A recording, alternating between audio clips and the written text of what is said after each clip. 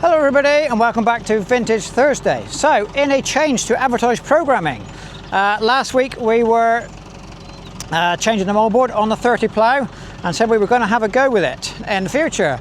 Unfortunately, plans have changed. I didn't get to finish adjusting the skimmers. They're all C solid. I've kind of got halfway through, and things have caught up with us.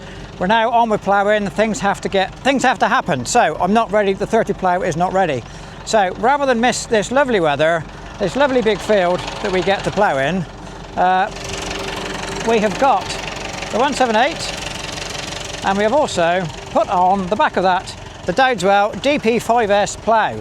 So you first saw this May 23, I think. So it's not been out for a long time. So yeah, we're going to just get some ploughing done.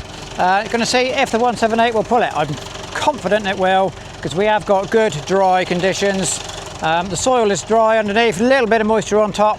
But what I want to do is get a real good polish on these boards so they can be stored. It has gone just a little bit rusty, but this soil will polish it up lovely. So right, I do have a little disclaimer. Like we said in the video when we were using the 1200, when we were using this plough on the 1200, I have never done an opening with a multi-furrow plough, and I don't know how to do it. Now, my good friend Graham, he was kind enough at the time, I'm sure it was on an email, that he told me how to do it. He wrote down full instructions on how I should do it, and I just cannot find that email.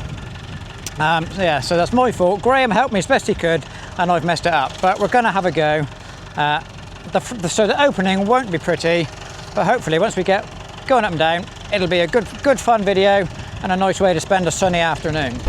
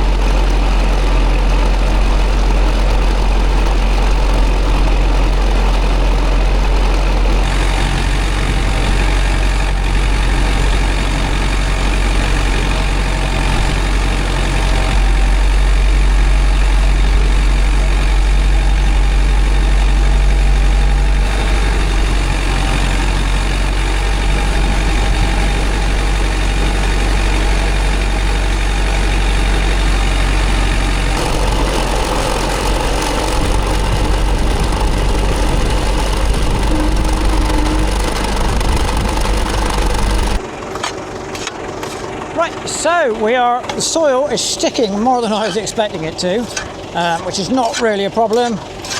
It is getting better as the boards are brightening up. But yeah, that was part of the reason for doing this today, because I wanted to get it bright while we had a chance of some reasonably dry soil. But I have to say, this plough doesn't go quite so nicely on the 178 as it does on the 1200. I know we're very different soil conditions to last time we tried this. We're much drier, much harder, but When we were using this plough on the 1200 in very wet conditions, we are in exactly the same field and very close to the same place.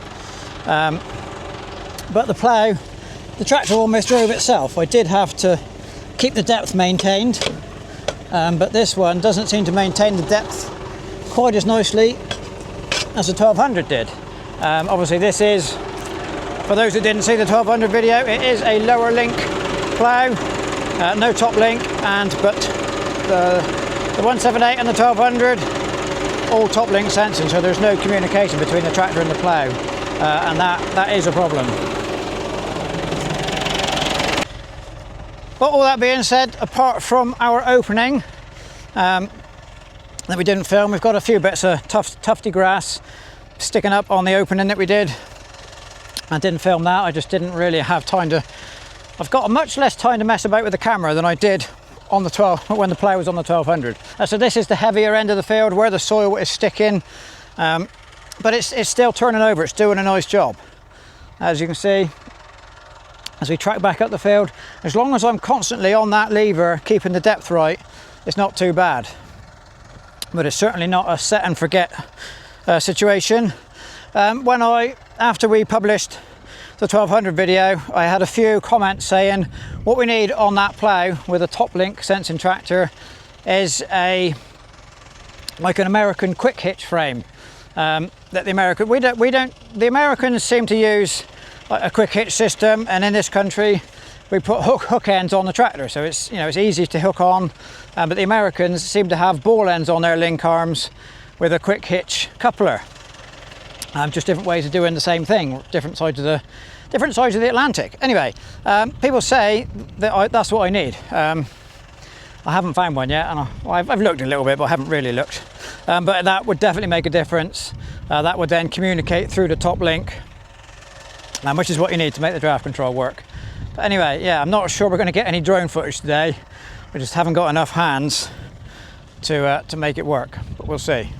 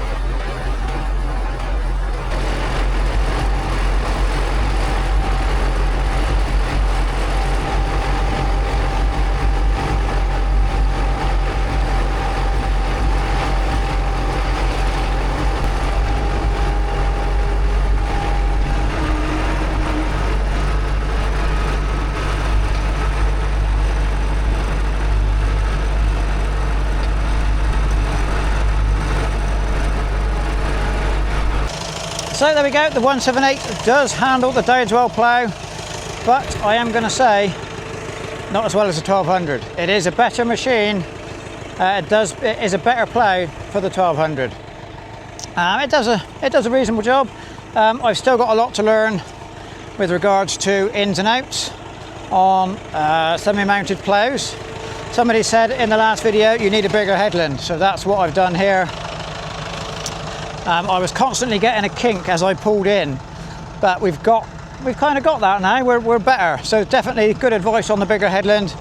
It's just a bit of a juggling act, because we can't use the draft control.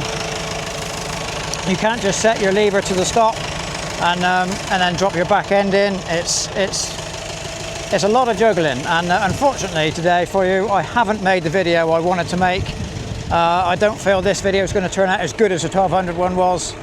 It just takes a lot more, the plough takes a lot more driving on the 178 than it did on the 1200. But we've done a nice little bit, but we've made a good start. I've had fun, that's the most important thing. So there we go. So give us any more, so if anybody has any more pointers on how to use a semi-mounted plough, please stick them in the comments. If anybody happens to have one of those American style quick coupler linkage thingies in the UK, there's plenty in America, probably in hedge bottoms, but we need to find one in England or in the UK. So there we go. I say thank you very much for watching. Probably just a little short one today, but that's the nature of the thing. Sometimes things don't work out. And this was a lot of fun to use, a lot of fun to drive for the afternoon, but it wasn't really something I could film. You know, it was a many-handed job, and there wasn't any spare hands left for holding the camera. So there we go. Right, I would say thank you very much for watching, and we'll see you next time.